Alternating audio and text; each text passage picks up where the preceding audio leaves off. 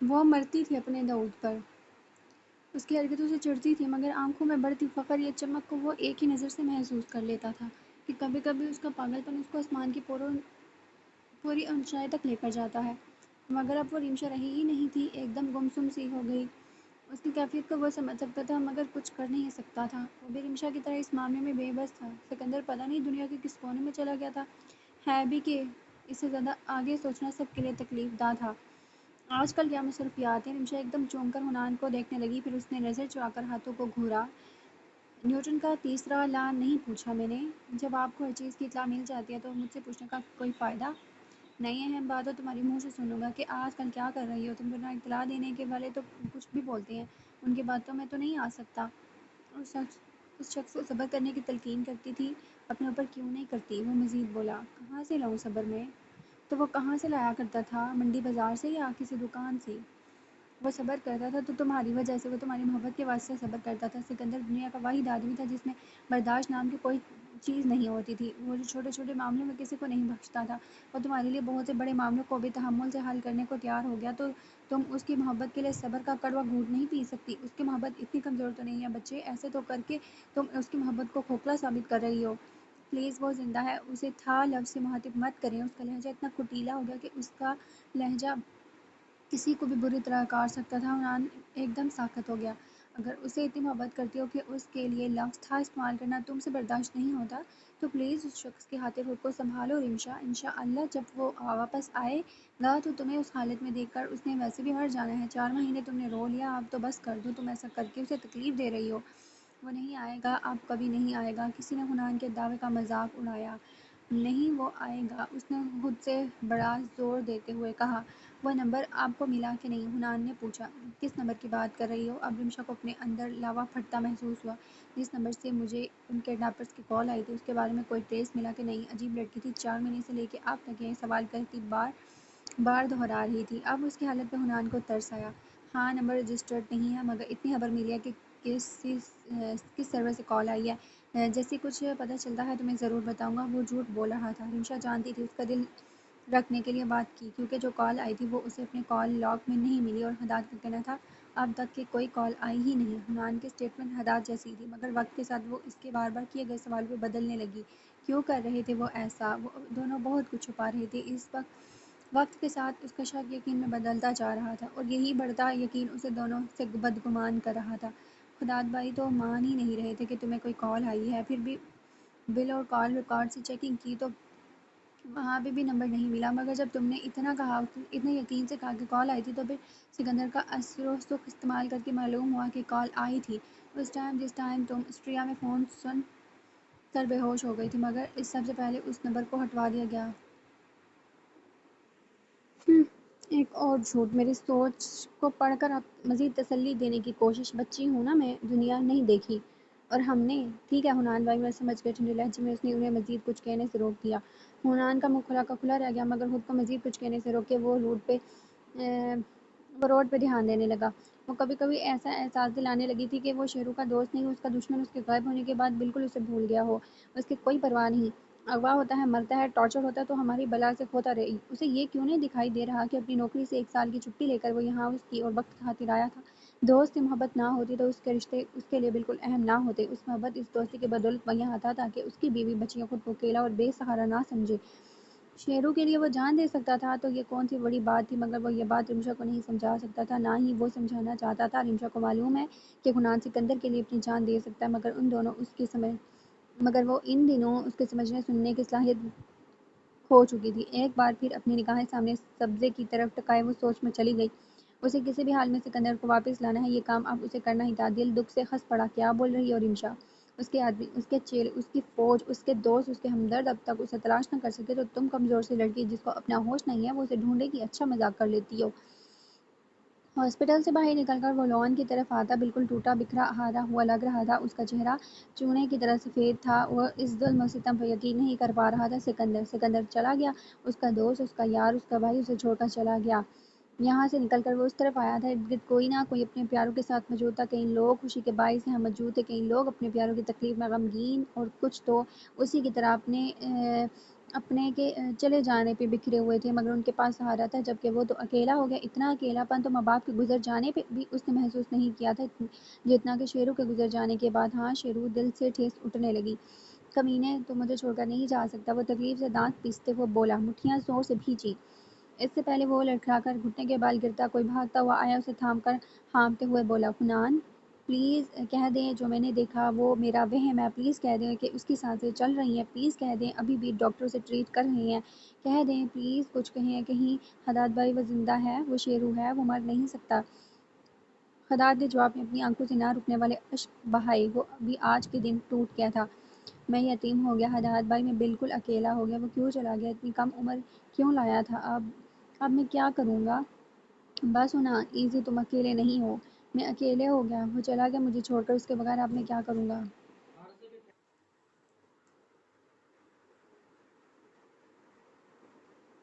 تم اکیلے نہیں ہو یار، میں ہوں نا تمہارے ساتھ، مگر آپ شیرو نہیں ہیں، شیرو کوئی نہیں ہو سکتا، شیرو سکندر نہیں ہے وہ۔ ایک دم رمشا کی چیخ نکلی، وہ تیزی سے سیٹ سے اچھلی، مگر سیٹ بیلٹ نے اسے روک دیا۔ رمشا، کنال نے ایک دم گاڑی روکی۔ نہیں شیرو، ہم ہاسپٹل نہیں جائیں گے، وہ شیرو نہیں، وہ کوئی اور ہے، شیرو نہیں مر سکتا، آپ دونوں مت روئیے پلیز، وہ زندہ ہیں، آپ لوگوں کو غلط فہمی ہوئی ہے، وہ آ جائیں گے، وہ خود آئیں گے، کسی نے غلط خبر دی ہے۔ رمشا ریلیکس بچے، تمہاری آنکھ لگ گئی تھی۔ رمشا، شیرو کو کچھ نہیں ہوا، لڑکی میری طرف دیکھو۔ حنان بھائی، آپ لوگ رو رہے تھے ماموں، اور آپ کہہ رہے تھے آپ یتیم ہو گئے، آپ اکیلے ہو گئے، اف لڑکی پاگل کر دو گی مجھے، یہ لو پانی پیو۔ حنان بھائی، وہ اب تقریباً رو دینے کو تھی۔ رمشا، کچھ نہیں ہوا ہے شیرو کو، ہوش میں آؤ، یہ لو، اور آپ بولے نا تو میں اسے جان سے مار دوں گا، خود کو بھی پاگل کر رہی ہے اور دوسروں کو بھی۔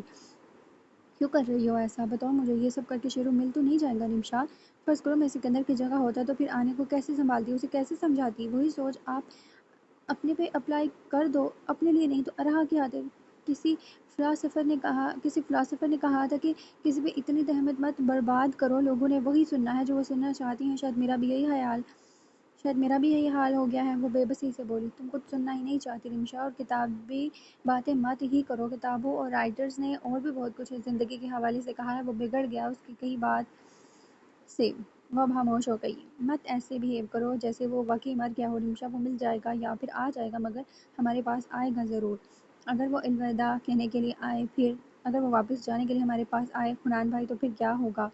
حنان ایک دم لاجواب ہو گیا، یہ بھی کوئی جینا حنان بھائی، ہر وقت اسی خوف سے تڑپتے رہو کہ ابھی خبر ملے گی، وہ خبر جو میرے سے میری روح چھین لے گی۔ موت سے اتنا خوف نہیں آتا حنان بھائی جتنا داؤد سے ہمیشہ جدا ہونے کی خبر سے ڈرتی ہوں۔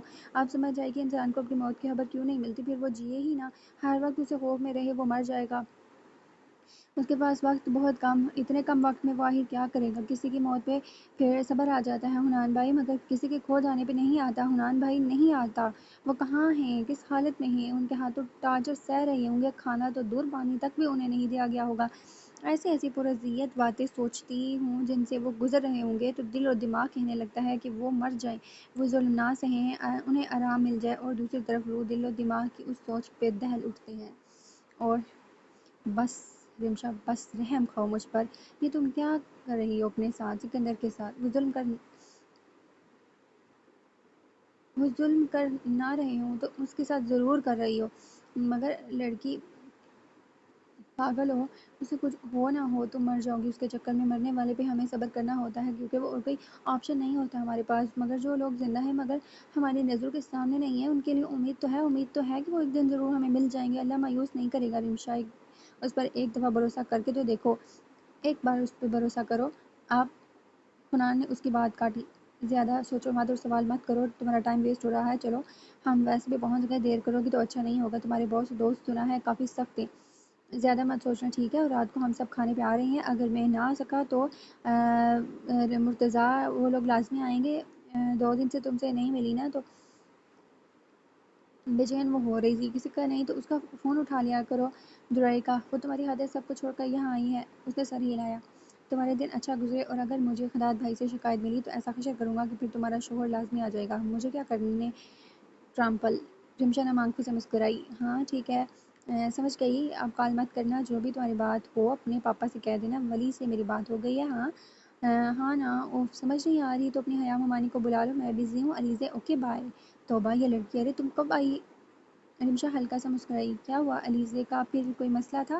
بس اپنے باپ کی اکلوتی اور لاڈلی بچی ہے، مسئلے نہیں ہوں گے تو اور کیا ہوں گے؟ صبح وقت پہ آئی ہو، کچن سے متعلق ڈیٹا آ گیا ہے وہ تم ذرا چیک کرنا، پھر ہم نکلتے ہیں۔ ارے یہ تمہاری ناک اتنی گلابی کیوں ہو رہی ہے؟ پھر کوئی شاہ رخ کی کوئی فلم دیکھ کر آئی ہو؟ رمشا اس کی بات میں آنکھیں گھمائے بغیر نہ رہ سکی۔ کہنے کو اس کی یہ باس اور دوست 14 سال بڑی تھی، مگر فجر کا مزاج اور شخصیت ایسی تھی کہ یہ زندہ دل خاتون اور سوری لڑکی رمشا کی عمر لگتی تھی۔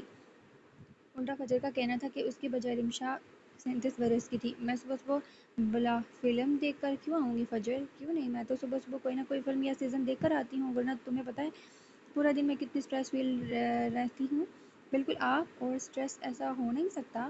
ایک ٹین ایجرز کی ماں ہونے کے ناطے مجھے اسٹریس نہیں ہوگا، اوپر سے میرا گورا میاں ہر وقت میری سوتن کو ٹائم دیتا ہے۔ دل تو کرتا ہے ایسی بددعائیں دوں کہ سارا کاروبار ٹھپ ہو جائے اور گھر میں رہ کر ہماری خدمت کرے۔ پھر یاد آتا کہ اس کاروبار میں شریک میرے بڑے بھائی صاحب ہیں۔ باتیں تو ہوتی رہیں گی جب سے ایکسپیکٹڈ کیا ہے، کچھ زیادہ ہی بھوک لگ رہی ہے۔ تم نے کچھ کھایا؟ ناشتہ کر کے آئی ہوں۔ اوہ پلیز، انڈا اور بریڈ بھی بھلا کوئی ناشتہ ہوتا ہے؟ اوہ مجھے مسٹر عظیم سے ملنا ہے، میرا مطلب ہے ڈاکٹر عظیم۔ حداد کے ہاتھ جو وقت کی طرف بے تابی سے بڑھنے لگے تھے، پھر ایک دم ساکت ہو گئے۔ وقت نے ایک بار پھر اجنبیت کو گھوڑا اس کے منہ پہ مارا تھا۔ کھلے ہاتھوں کو مٹھیوں میں تبدیل کرتے ہوئے اس نے جس طرح اپنے جذبات پہ قابو پایا وہ صرف وہی جانتا تھا۔ ایک دم اپنے قدم پیچھے کرتے ہوئے اس نے دیکھا جو بڑی بے چینی سے اوپر نیچے دیکھ رہی تھی۔ بختیور کو لگا وہ ان سے شاید ملی ہے، کہاں پہ ملی ہے یہ نہیں یاد تھا، لیکن اس آدمی کے اثرات سے لگتا تھا۔ ایکسکیوز می سر، آپ بتا سکتے ہیں کہ ڈاکٹر عظیم کا آفس کہاں پہ ہے؟ وہ پر اعتماد لڑکی پہلی بار بڑی خوفزدہ لہجے میں ان سے پوچھ رہی تھی۔ حداد کا دل کیا اس بے رحم لڑکی کے منہ پہ تھپڑ مار دی، جس کو ذرا احساس نہیں تھا کہ وہ اس کے دل کو کتنی بے رحمی سے کچل رہی ہے، مگر اس میں اس کا قصور کیا تھا؟ جی فرمائیں، میں ہوں ڈاکٹر عظیم۔ آپ ڈاکٹر ہیں؟ ڈاکٹر کب تک آئیں گے؟ ڈاکٹر میں بور ہو رہی ہوں، ڈاکٹر بھوک سے برا حال ہو رہا ہے میرا۔ نہیں، مجھ سے یہ جانو لفظ نہیں بولا جاتا، میں تو ڈاکٹر ہی بلاؤں گی۔ نہیں پروفیسر حداد ہوں، مجھ سے کیا کام ہے آپ کو؟ جس طرح اس نے چل کر کہا تھا بختیور ایک منٹ اس کی روڈنس پہ چپ ہو گئی۔ میں آپ سے کچھ کہنے والی تھی کہ جب حداد بولا اگر آپ مائنڈ نہ کریں تو آفس میں بات ہو سکتی ہے۔ حداد مت دیکھنا اسے، اگر دیکھا تو مجھ سے برا کوئی نہیں ہوگا۔ اس کے دماغ سے اتنی سختی سے ڈپٹا مگر دل بار بار کہہ رہا تھا ایک اور اپنے بخت کو تو دیکھ لو، بخت خود چل کر تمہارے پاس ہے، یہ بخت ہمیشہ حداد کے پاس آئے گی، خواہ کتنے ستم کیوں نہ ڈھائے ہوں۔ مگر اسے دماغ پہ تب چڑھی، وہ بخت کا جواب سنے بغیر تیزی سے آفس کی طرف بڑھا۔ بخت اس کے رویے پہ الجھ گئی، یہ تو انتہائی بدتمیز ہے، کیا میں ان کے پیچھے جاؤں یا نہیں؟ اسے ذرا غصہ آیا، کھولو شون تو کہہ رہی تھی کہ وہ اچھے ہیں یہ تو، لیکن یہ آنکھیں بڑی عجیب تھی، کسی میگنیٹ کی طرح کھینچتی تھی اپنی طرف۔ ایسی اجنبیت اور غصہ، کچھ حد تک دیوانگی اس نے خوابوں میں دیکھی، تب تو یہ آنکھیں بری نہیں لگی۔ تو اب وہ کسی جادوئی اثر کے تحت اس کے پیچھے گئی؟ ہاں پیچھے۔ وہ آفس کا دروازہ اس کے آنے تک بند کر چکا تھا۔ منہ پہ ہاتھ رکھ کر اس نے غصے سے اپنا بیگ ٹیبل پر پٹاکا۔ وقت کی فریم ہوئی تصویر ایک دم اس کے پھینکنے سے گر گئی۔ اس نے خود کو دھاڑنے سے روکا اور کوٹ صوفے پہ پھینک کر کرسی پہ ایسے بیٹھا، وہ نہیں آئے گی، اس کی اتنی بدتمیزی پہ وہ اب نہیں آئے گی۔ مگر وہ بختیور عظیم تھی، حداد کو حیران کر دینے والی۔ دروازہ نوک ہوا۔ آج ہوں سر، اس کے نخرے کو دیکھ کر حداد پھر پاگل ہو گیا۔ دل کیا بھاگ کر اسے اپنی باہوں میں لے لے۔ آ جائیے، اب آنے کے لیے انویٹیشن دینا ہوگا۔ انتہائی کڑوا لہجہ استعمال کرتے ہوئے اس نے بیگ کو ٹیبل سے ہٹا کر زمین پہ رکھا۔ وہ کنفیوز ہو گئی مگر ہمت کرتے ہوئے کرسی کی طرف آئی اور بیٹھی۔ حداد نے اسے دیکھنے کے بجائے ٹیبل کو گھورا۔ بخت کھڑی ہونے کے بجائے بیٹھ گئی۔ اب حداد نے ایسے دیکھا کہ بخت کو شرم آئی کہ اس نے اجازت نہیں لی، مگر وہ بولی کچھ نہیں۔ جی کہیے مس، کس کام کی وجہ سے آپ مجھ سے ملنے آئی ہیں؟ حالانکہ اسے پتہ تھا کہ وہ جاب کی وجہ سے یہاں پہ آئی ہے اور جس کی حرکت پہ وہ یہاں موجود تھا اسے وہ نہیں بخشے گا۔ جاب انٹرویو کے لیے سر، اور کس وجہ سے آپ کے پاس آؤں گی؟ جاب نائس، انٹرسٹنگ، لیکن جہاں تک مجھے یاد ہو میں نے تو کوئی ویکینسی کی ایڈ دی ہی نہیں ہے، تو آپ کو کہاں سے خبر ملی؟ وہ اب کیا بولے؟ اس کے دوست نے کہا تھا کہ وہ جاب پہ رکھ لیں گے۔ اتنا عجیب لگتا ہے، میں بختیور عالم ہوں، حنان علوی کی بہن۔ تو میں کیا کروں اگر آپ حنان کی بہن ہیں یا سنان کی؟ یہ کس طرح کا تعارف ہوا؟ سوری، مجھے بتایا گیا تھا کہ آپ کو اسسٹنٹ کی ضرورت ہے، مگر آپ کے مزاج سے لگ رہا ہے کہ کوئی ٹکتا نہیں ہوگا، میں چلتی ہوں۔ آپ اپنا انداز اور باتیں چیک کریں پہلے، آپ کو پتہ بھی ہے آپ کیا بول رہی ہیں؟ اتنی دیر سے آپ کہیں بھی جاب کرنے جاتے ہیں تو انٹرویو میں آپ سے ریفرنس پوچھا جاتا ہے، کیونکہ میں نے واقعی میں کوئی ایڈ نہیں دیا، جبکہ لوگ ایڈ دینے کے باوجود پوچھنا بہتر سمجھتے ہیں، لگتا ہے یہ آپ کو فرسٹ ٹائم ہے۔ اب بختیور شرم سے پانی پانی ہو گئی۔ اب مل گئی نوکری تمہیں بختیور نے اسے دیکھا تو ایک دم چونک اٹھی۔ ارد گرد عجیب سی سہولیت ایک منٹ کے لیے لگا وہ کسی امپائر کی دنیا میں ہے، اور اسے یہ آدمی ویمپائر کی طرح لگا۔ گلاس کا ٹوٹنا، ایک دم اس کا گھبرا کر کسی سے ٹکرا جانا، وہ پھر وہ آنکھیں، ہاں یہ آنکھیں اس نے پہلے بھی کہیں دیکھی تھیں، دھیان سے آپ کو لگ سکتی ہے۔ خداد بختیور کو دیکھنے لگا جو اپنا سر پکڑ چکی تھی، اس کی پھر کنپٹی پہ ٹھیس اٹھ رہی تھی۔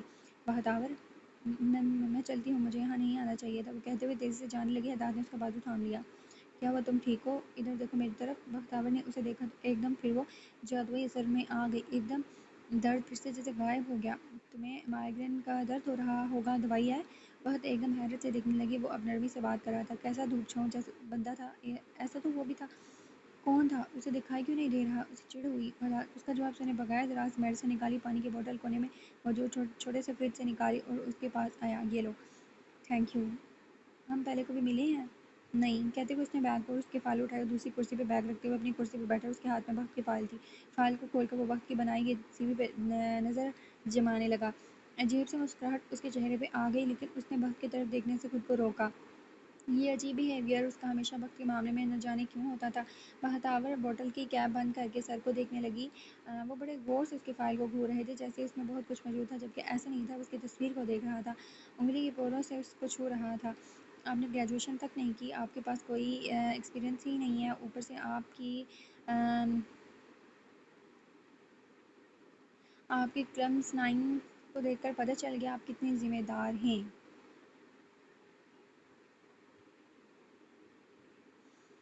اس لیے معذرت میں آپ کو جاب پہ نہیں رکھ سکتا۔ یہ میڈیکل سکول ہے محترمہ، عام سکول نہ رکھے آپ کو یہاں تو سوال ہی پیدا نہیں ہوتا۔ اتنا بلنٹ انداز سے بات کی تو آنکھیں جلنے لگی۔ شرمندہ الگ ہوئی، اسے یہاں آنا نہیں چاہیے تھا۔ آپ کا وقت برباد کرنے پہ معذرت چاہوں گی مسٹر۔ اس نے نیم پلیٹ پڑھی تو ایک دم وہ چپ ہو گئی۔ حداد عظیم۔ حداد؟ نو پرابلم مس بختیور عالم۔ چڑیل؟ آپ نے مجھے چڑیل کیوں کہا؟ میں نے کب کہا آپ ہوش میں تھے؟ مطلب میں اتنی دیر سے چپ ہوں، آپ کی سن رہی ہوں، خود پہ شرمندہ ہو رہی ہوں کہ آپ کا وقت برباد کیا اور آپ مجھے چڑیل کہہ رہی ہیں۔